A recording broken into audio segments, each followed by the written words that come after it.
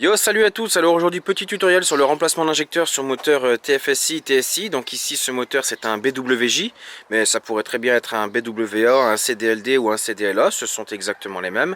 Quelques petites différences au niveau du répartiteur de carburant et de la tubule d'admission. Alors le remplacement des injecteurs peut se faire dans deux cas. Donc le premier c'est dans le cas où un des injecteurs d'origine devient défectueux. Donc là c'est à dire que vous êtes en configuration d'origine et il y a un injecteur qui commence à faire des siennes. Ou alors, le deuxième cas, c'est vous souhaitez une augmentation de la puissance. Et là, le remplacement des injecteurs est quasiment obligatoire, au moins à partir du stage 2 en tout cas. Et enfin, il y aura aussi la pompe HP éventuellement, mais en tout cas, si vous souhaitez augmenter les performances de ce moteur-là, le remplacement des injecteurs est une étape un peu obligatoire. Donc on va voir ça tout de suite, le tutoriel commence maintenant. Bon alors sur ce moteur là, bon vous l'avez bien remarqué, il n'y a pas de carter de protection en plastique, enfin c'est pas un carter de protection, c'est plus un carter pour faire joli, tu sais le couvre moteur là. Donc sur ce moteur là il n'y est déjà plus et ce serait un peu vous prendre pour des que de vous expliquer comment démonter ça. Il suffit de le lever avec délicatesse. Donc je vous mets l'ordre pour le déclipper, voilà ça apparaît. Ah oui, parce que autant je vous prendrai pour des cons de vous dire comment le retirer, autant si vous le démontez dans le mauvais sens vous pouvez le casser le vôtre. Donc voilà, il y a un sens. Ensuite une fois que vous avez donc démonté ce carter, vous voyez ce qu'on voit ici là maintenant. Donc là ce qu'on va faire, étant donné que le moteur est en config, le moteur là, j'ai juste ouvert le capot, d'accord. Donc la batterie est toujours branchée, tout est bon. Ce qu'on va pouvoir faire là tout de suite, c'est faire chuter la pression de carburant, étant donné qu'on a ici une pompe HP et qu'on peut avoir jusqu'à 120 bars au maximum dans le système de carburant, et on va intervenir dessus. Alors ici donc vous avez la soupape de régulation de carburant, donc N276 pour les intimes. Ce qu'on va faire, c'est qu'on va débrancher cette prise là et on va faire tourner le moteur pendant 10 secondes. L'objectif étant de faire chuter la pression à 6 bars. Donc on y va, go.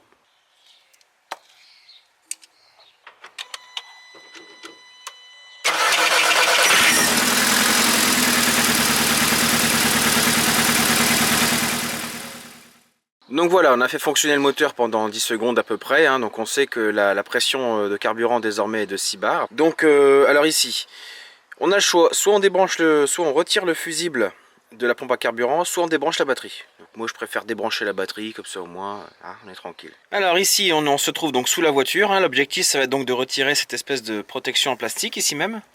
Donc si c'est pas magouillé et que c'est encore d'origine, ce sont des vis Torx, d'accord, qui se trouvent sur les côtés, ici on peut les voir là.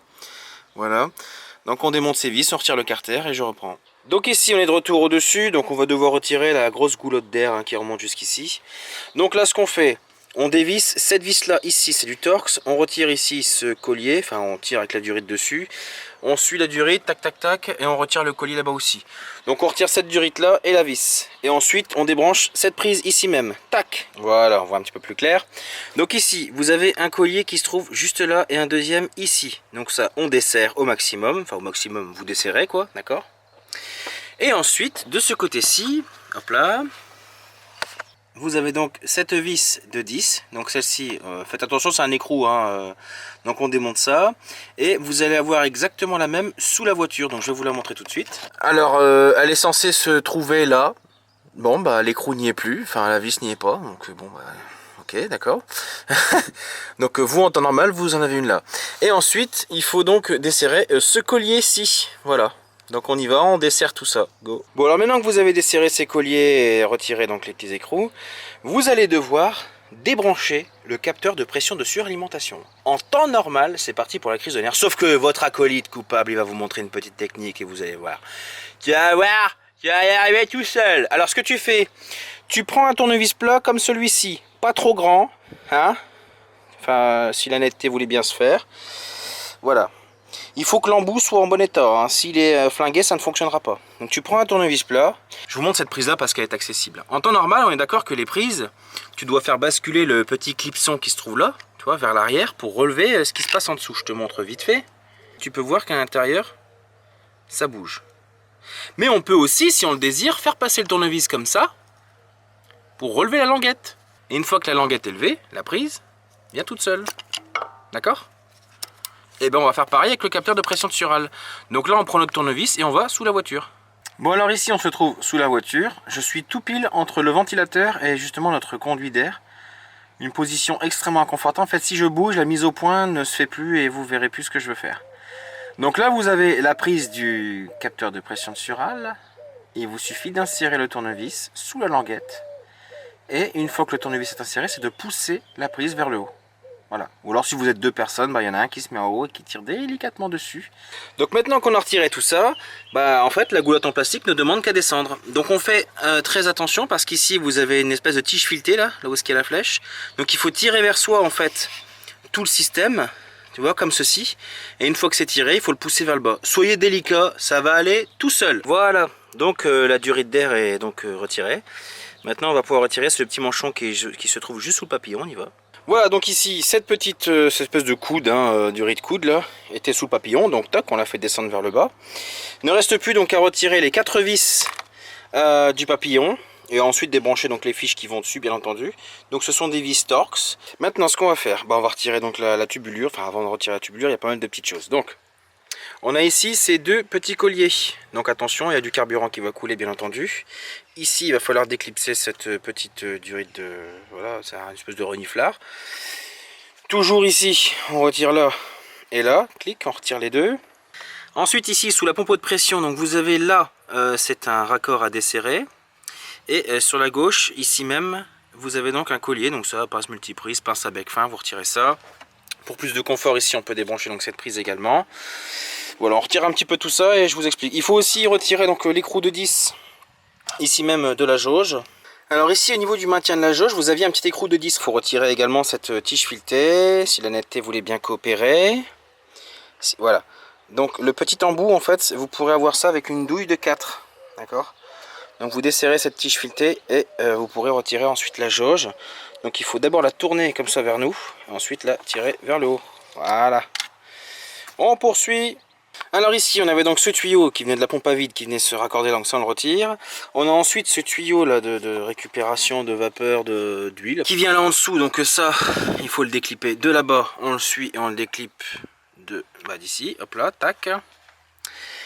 Ensuite on aura cette prise à débrancher ici même, la prise qui vient là tu vois, tac, ça on débranche. Histoire de faire un peu d'espace, avoir un peu d'oxygène quoi. Donc à cet endroit là il y avait cette pièce-ci, d'accord. Donc c'est une espèce de maintien de câble, appelle ça comme tu veux. Donc ici le collier il fallait l'ouvrir, c'est celui qui prenait donc le faisceau électrique. Et ensuite vous aviez ces 2 prises là qui étaient donc clippées là dedans. Donc on déclipe le tout et cette pièce en plastique elle se lève vers le haut, donc on la retire. Voilà, ensuite on va débrancher ici cette prise là, d'accord. Alors ensuite ici vous avez une espèce de patte de maintien en fait, si vous voulez. Et vous avez tout au fond là-bas une vis dont l'empreinte de la tête c'est du 12 pans M10. Donc vous prenez la petite douille, enfin vous prenez le petit embout M10. Vous prenez ensuite une petite douille de 10. Puis ensuite une rallonge moyenne et ensuite un petit cliquet que vous passez tout juste en dessous de ces 2 tuyaux là. Et vous verrez, ça se passera très très bien. Donc là on y va, on dévisse, go. Voilà, donc là après avoir retiré tout ce qu'il y a autour en fait du collecteur d'émission, il est sur le point de venir. Donc il ne reste plus qu'à dévisser ces vis de maintien, donc qui sont ici, ici. Ensuite par le dessous, hop là, là-bas vous avez du 10, enfin il vient de disparaître avec le flou, mais il était là. Là-bas, pareil dans le fond. Là-bas. Et là. C'est flou, je suis désolé, mais c'est parce que je ne maîtrise pas encore l'usage de cet appareil. Mais voilà, en tout cas, vous avez toutes les vis, donc c'est du Torx. Et vous avez remarqué, il y avait aussi 2 écrous de 10. Donc on y va, on dévisse tout ça, go. Tac, donc ici, une fois qu'on a retiré toutes les vis, forcément, le collecteur d'émission en plastique, il vient tout seul. Donc les injecteurs, alors au choix, soit ils restent dans la culasse et c'est très bien, soit il y en a qui viennent avec le répartiteur de carburant. C'est aléatoire, ça dépend. Donc, alors là on arrive vraiment au cœur de l'intervention. Bon, avant de vous parler de ça, je vais d'abord vous montrer au moins le collecteur. Donc le collecteur est ici. Et là, par exemple, à l'intérieur des trous du répartiteur, vous avez donc les joints bleus. Ce sont les joints d'injecteurs. Je n'ai jamais connu une situation où les joints y restaient sur les injecteurs. Dans 100% des cas, ils restent collés ici et là-dedans. Donc on verra après, on va tout remplacer gentiment de toute façon. Voilà, voilou. Alors ici, une fois que tu es là, donc là, avant de s'inquiéter des injecteurs, on va plutôt s'intéresser à autre chose. Et cette autre chose, c'est... je vous montre un truc déjà. Bon, ici, avec une pince, je vais retirer ça délicatement en le tirant vers moi. Hop là. Et ensuite je vais éclairer l'intérieur. Regardez cet état de dégueulasserie absolue. En sachant que c'est un moteur qui n'a que 100 000 bornes. Hein. Donc vous voyez, c'est vraiment... et c'est comme ça partout. Hein. Chaque conduit est dans cet état-là. C'est n'importe quoi. N'importe quoi. Donc ici, on va donc on va procéder à un nettoyage. Avant de faire ça, il faut être certain que les soupapes soient fermées. Parce qu'elles ne sont pas toutes fermées en même temps. Étant donné que la distribution est toujours en place, forcément les soupapes sont animées chacune leur tour, hein, chaque cylindre après l'autre. Donc on va engager une vitesse avec le sélecteur. Et en faisant tourner la roue, on va pouvoir faire tourner le moteur. Donc la 4e c'est plus pratique. Parce qu'on est en prise directe, on aura plus de facilité à tourner la roue. Et tout doucement, on va voir les soupapes se fermer. Donc une fois qu'on a fermé les soupapes sur un cylindre, on va pouvoir mettre du produit à l'intérieur et procéder au nettoyage. Let's go. Donc ici on a les 4 petits clapets là, tu sais, qui donnaient accès aux soupapes là, tu vois. Donc il faut les nettoyer. Donc pareil, produit à fond la caisse des deux côtés.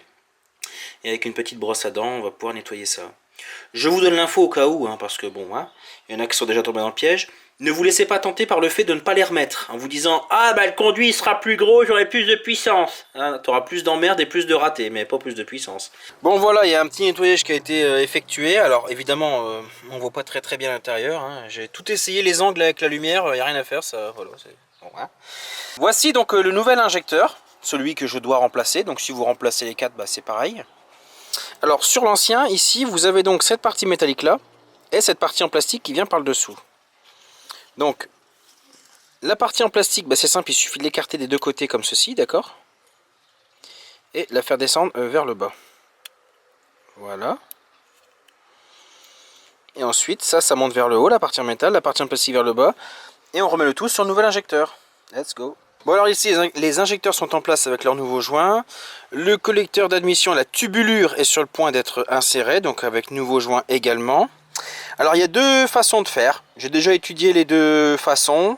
Celle que je vais faire là, c'est pas forcément celle que j'apprécie le plus, mais bon, En fait, si tu veux, j'ai pas envie de saquer les injecteurs. Ah, tu connais pas le mot saquer? Alors en fait, saquer dans le nord, ça veut dire tirer. Tirer, retirer. Saquer. Allez, saque-le, saque tout. Donc si tu veux, vu que les 3 injecteurs, ceux-là, là, ils étaient bien ancrés dans la culasse, j'ai pas voulu flinguer les bagues en téflon, donc je les ai laissés dedans.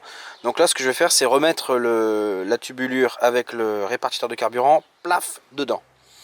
Donc voilà, sinon ce que je fais, c'est que je retire les injecteurs et je les insère dans le répartiteur de carburant et je rentre le tout. Voilà, donc on y va, on remonte. Alors, est-ce que quelqu'un avait remarqué qu'il n'y avait pas les petits clapets qui se trouvent ici? Voilà, donc si tu avais remarqué, c'est bien. Tu vas pouvoir un jour faire ces injecteurs sans oublier. Celui qui n'a pas remarqué, t'es foutu. Tu viens de perdre 20 points. Non. Donc ici, la tubulure est en place. Donc on remet la petite prise ici du capteur de Bracam. Ensuite, il faut rebrancher ici la petite prise. Où est-elle? Où te caches-tu? Où est-elle? Je ne la vois pas. Là, une prise là, tu la remets. Bon, ensuite, il y a les 2 tuyaux de carburant qui venaient là. Après, il y a ça ici qui va venir comme ceci. Il y a aussi la petite patte en aluminium qui part du bloc jusqu'au collecteur par le dessous pour le maintenir. On a ici le tuyau de dépression là, de la pompe à vide. Ici, tuyau de carburant à remettre en place. Pareil ici, tuyau avec son écrou de 17. Bien sûr, toutes les vis qui maintenaient le collecteur en plastique contre la culasse. Ce tuyau ici même. On avait également le tuyau en plastique qui partait d'ici en dessous, souviens-toi, et qui venait jusqu'à cet orifice ici. Donc on remonte tout là. Bon alors ici, tubulure, tout est rebranché. Hein. Donc en fait, ce que vous avez débranché, il faut le rebrancher. Bon, ça fait un peu bâclé de dire ça, mais bon. Donc il y avait la jauge de carburant ici. Enfin, la jauge de carburant. La jauge d'huile. Ensuite ici, il y avait une vis de 10 qui tenait le tuyau. Il y avait l'espèce de pièce en plastique. Alors en fait, tout à l'heure, j'ai fait l'erreur. Parce qu'en fait, cette bagnole a été un petit peu partiellement démontée, tu vois. Enfin, quand tu récupères un véhicule, tu as toujours l'ancien propriétaire ou je ne sais qui s'est lancé dans des petites expériences, tu vois, et qui a oublié de mettre des choses. Donc en fait, là, le petit clipson, là, il n'était pas mis, tu sais, tout à l'heure pour le... Ce que tu entends ici, pour le faisceau, c'était pas mis. Donc j'avais pas précisé qu'il fallait l'enlever. Mais de toute façon, en retirant la pièce, tu as bien remarqué qu'il fallait le déclipser, hein. Voilà. Donc... papillon, monsieur. Donc papillon, c'est le papillon. On y va. Voilà, papillon est en place. Ah oui, tout à l'heure, je vous ai pas parlé de l'assemblage qu'il fallait. Mais je ne sais pas si vous avez des cliquets comme ça, vous, chez vous. Tu vois, des tout petits trucs dans le genre. C'est un petit coffret, tu vois, avec... Parce qu'en fait, il y a plusieurs longueurs différentes à utiliser en fonction de la vis qui se trouvera sur le papillon, tu vois. Donc en fait, pour faire simple, cette longueur-là, cette petite rallonge-là, avec l'embout dessus, elle est parfaite pour les deux vis qui sont ici sur le côté. Cette vis là est tellement accessible que tu prends juste le petit embout, tu serres très bien. Et ensuite pour la vis qui se trouve derrière, il faut utiliser cette petite rallonge là avec l'embout comme ça, tu vois. Et là ça va tout seul. Voilà, donc maintenant il ne reste plus qu'à remettre ça en fait, hein, ce morceau de durite. Donc c'est le plus gros vers le haut, tac, avec le bon angle vers le bas. Et on met ça tout de suite sous le papillon. Allez, let's go, go, go! Bon alors ici on a cette goulotte d'air. Alors le prochain que j'entends dire throttle, je le bute. Putain, throttle, merde! Donc ça s'insère par le dessous. En fait, quand vous l'avez poussé par le dessous, maintenant il faut le repousser à l'envers, tout simplement pour le remettre. Bon, ici tout est remonté, hein, alors, tout est revissé, tout est bon. On n'oublie pas de revisser ici la grosse durite en plastique qui descend là, la throttle pipe. Voilà, tout est checké, tout est bon. On va pouvoir rebrancher la batterie et faire un démarrage. Go.